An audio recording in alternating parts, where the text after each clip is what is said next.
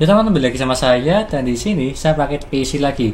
PC di harga hampir di 10 juta dengan komponen yang ada di sini menggunakan Core i5 Gen 12 12400F dan juga RX 6600 yang dimana tersebut dia tuh baru bukan second.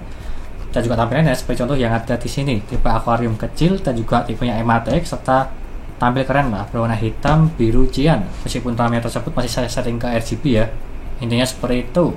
Dan di sini satu paket PC di harga 9,9 juta. Apakah ini worth it atau tidak? Yang dimana untuk upgrade ke depannya serta untuk gaming, editing, live streaming udah lebih dari cukup dari segi performa yang ada di sini. Dan apalagi menggunakan RAM 32 GB. Berbeda seperti sebelumnya di 16 GB, tapi kali ini lebih tinggi di 32 GB. Dan sebelum itu, sebelum saya jelaskan apa saja spesifikasi yang ada di sini dan juga mereviewnya, jangan lupa klik subscribe di pojokan bawah tuh ya, tinggal diklik seperti itu.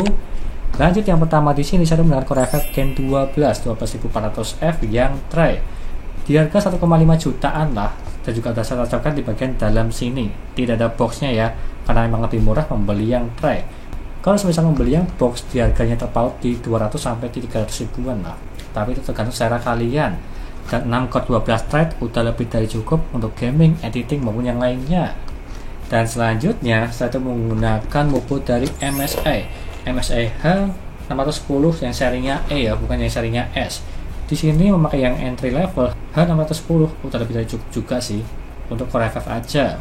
Kalau misalnya pengen lebih bagus, akan cari yang serinya B660 atau 760. Tapi harganya terpaut agak tinggi sih daripada yang ada di sini. Tapi itu tergantung selera kalian. Dan juga penampakannya di bagian dalam sini ada tepuk LED sangat bagus sekali, apalagi mereknya MSI.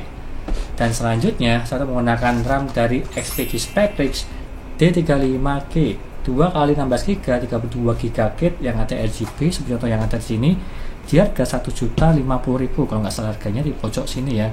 Yang dimana tersebut dari segi usernya dia tuh pengen membuka banyak tab, jadi ya saya kasih ini aja sih 32GB yang dimana udah lebih dari cukup dan juga harga terjangkau yang ini sih.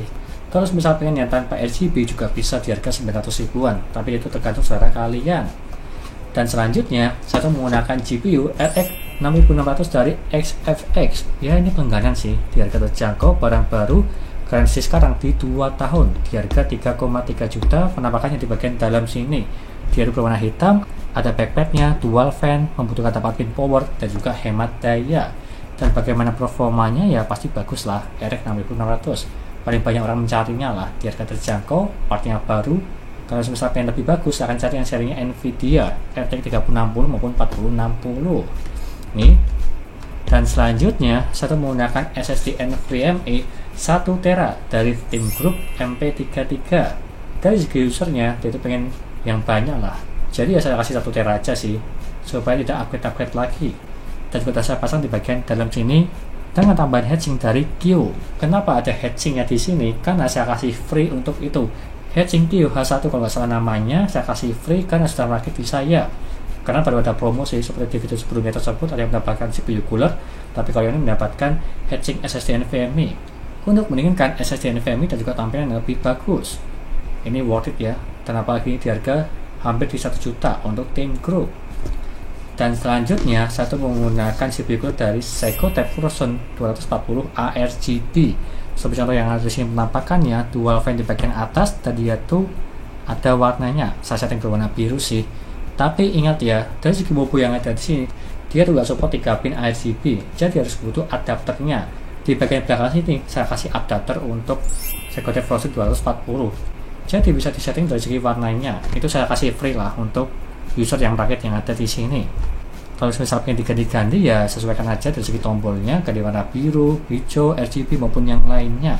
Dan di sini untuk mendinginkan Core i5 Gen 12 udah lebih dari cukup karena suhunya ya dingin lah untuk ini.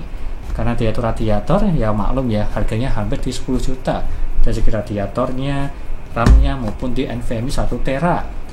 Dan selanjutnya saya menggunakan ini PC cooler KG 650 watt 80 plus bronze, seri terbaru dari PC cooler. Dan juga penampakannya di bagian belakang sini nggak kelihatan ya karena tipenya itu akuarium. Untuk mengangkat Core i5 Gen 12 dan juga RX 6600 udah lebih dari cukup karena full loadnya tidak sampai di 300 watt lah, jadi aman sih. Dan juga untuk upgradable ke depannya kalau misal mengganti GPU yang ada di sini, mereknya PC cooler serinya KG 650. Kalau yang serinya 550 juga ada sih, itu bebas tergantung kalian pilih 550 atau 650 yang ada di sini. Dan selanjutnya saya tuh menggunakan casing dari Venom RX Demon S6 yang berwarna hitam, tipenya MATX dan juga produk terbarunya lah. Dan dia tuh juga tipenya aquarium, ya simple sih, kecil, simple dan juga tampil elegan. Di harga 360.000, terbilang ini juga murah sih. Untuk video review khususnya yang ada di sini, Venom RX S6 udah ada sih. Kalau nggak sebelum ini, kalau nggak ya sesudah ini sih dari segi video reviewnya. Dan yang terakhir saya menambahkan fan ada 3 fan dari RX7. Di bagian samping di sini ada 2, di bagian belakang 1 yang berwarna biru cian. Dan di sini warnanya sesuai lah, berwarna hitam biru cian untuk temanya. Dan juga harga di sini di 100.000 ya untuk 3 fan RX7. Ya terbilang terjangkau sih dari segi fan yang ada di sini. Request dari usernya jadi cuma pengen seperti ini. Intinya seperti itu. Dan semua part-partnya sudah saya sebutkan apakah ini worth it atau tidak. Di harga 9,9 juta, hampir di 10 juta. Ya pasti banyak orang yang bilang bisa mendapatkan RTX 3060 lah, tapi tergantung komponen yang dipakai. Ini aja menggunakan 32 GB, 1 tera dan juga IO water cooling. Kalau misal menggunakan yang seri biasa, bisa lah mendapatkan RTX 3060. Itu tergantung part-part yang kalian pakai semua. Intinya seperti itu. Itu aja, kita lanjutkan saja dari segi tes review gaming maupun yang lainnya. Yo.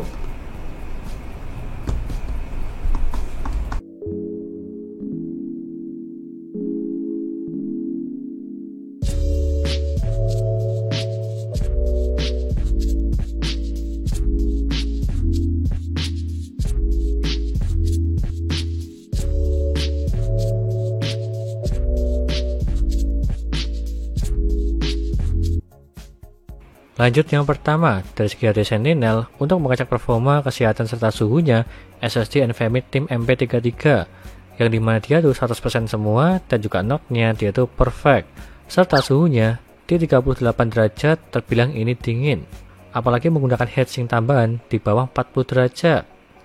Dan lanjut ke Crystal Diskmark, untuk mengecek kecepatan NVMe Tim MP33, membacanya mendapatkan di 3540, serta menulisnya di 3064. Dan kalau kita bandingkan yang ada di website yaitu up-to-nya 1700 per 1400. Dan kalau kita bandingkan sangat jauh sekali, 2 kali lipatnya semualah. Sangat berbeda seperti yang ada di data. Terbilang ini bagus, di atas 3000-an semua. Lanjut ke HW monitor menggunakan Seagate Frozen 240 untuk mendinginkan Core FF Gen 12. Untuk minimalnya mendapatkan di 33 derajat dan juga maksimalnya di 61 derajat. Terbilang ini dingin semua. Untuk minimalnya cuma diem aja di desktop tidak ngapa-ngapain, mentok paling bawah di 33 derajat, dan maksimalnya saat tes di Geekbench, dan yang mentok paling tinggi di 61 derajat. Lanjut ke gaming. Yang pertama GTA 5. Settingan 1080p dan juga settingan very high, dia itu mendapatkan di 180 fps. Terbilang ini lancar jaya. Settingan rata kanan di game GTA 5. Kalau semisal di game GTA Roleplay juga masih aman lah untuk yang ini, di settingan high maupun di settingan very high. Lanjut ke RDR 2, settingan 1080p dan juga settingan high, dia mendapatkan di 87 fps. Ini pun juga sangat aman sekali, di settingan high masih mendapatkan di atas 60 fps. Bisa dibilang ini settingan paling aman untuk di gamenya RDR 2. Lanjut ke Assassin's Creed Valhalla, settingan 1080p dan juga settingan very high, dia itu mendapatkan di 87 fps juga.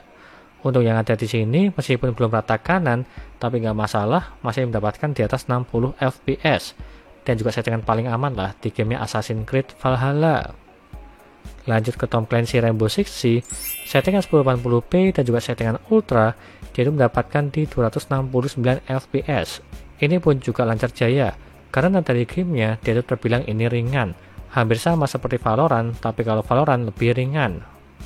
Lanjut ke Shadow of the Tomb Raider, settingan 1080p dan juga settingan ultra, dia itu mendapatkan di 117 fps. Ini pun juga lancar jaya, settingan rata kanan masih mendapatkan di atas 100 fps di gamenya Shadow of the Tomb Raider. Lanjut ke Dota 2, settingan 1080p dan juga settingan high, dia itu mendapatkan di 200 fps. Ini pun juga lancar jaya, karena gamenya dia itu ringan. Di gamenya Dota 2, jadi ya wajar ya mendapatkan di 200 fps settingan rata kanan. Dan lanjut ke dayanya. Untuk yang ada di sini minimal mendapatkan di 56 watt paling bawah. Dalam posisi tidak ngapa-ngapain di desktop diam aja, bisa dibilang ini masih cukup bagus di bawah 60 watt. Dan apalagi maksimal yang mendapatkan di 242 watt. Ini pun tidak bisa dibilang irit maupun boros, tapi memang bagus sih dari performanya. Dayanya tidak terlalu tinggi, masih di bawah 250 watt. Untuk yang ada di sini saya tes di pengujian gaming, dia mutek paling tinggi di 242 watt. Dan lanjut ke kesimpulannya. Di harga 9,9 juta dengan komponen baru dan juga upgradable ke depannya serta menggunakan RAM 32 GB, NVMe 1 TB, CPU water cooling, bisa dibilang ini wajar di harga segitu mendapatkan spek bagus dan juga performanya bagus juga. Ada harga, ada kualitas. Intinya seperti itu. Kalau misal punya opsi lain silahkan komen aja di bawah part-partnya apa aja. Kalau misal di harga 9,9 juta. Dan apalagi tampilannya sangat keren sekali berwarna hitam biru cian.